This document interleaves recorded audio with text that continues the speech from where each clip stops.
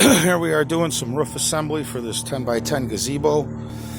This is a lap joint roof frame. It's all comes prefabricated, and you just gotta screw it together.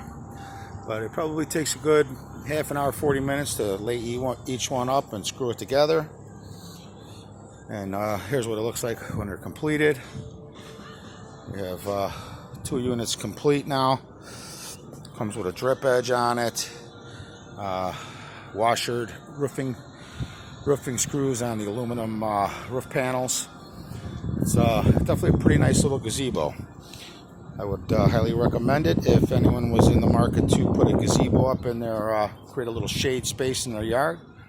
This is definitely a good idea. You can get them on sale for around $1,000, and I know they list for around $1,500 to $1,700 on most websites.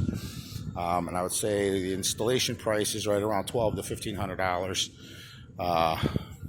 depending on labor costs. And if you're interested, please feel free to give me a call, and we'll set you up with one.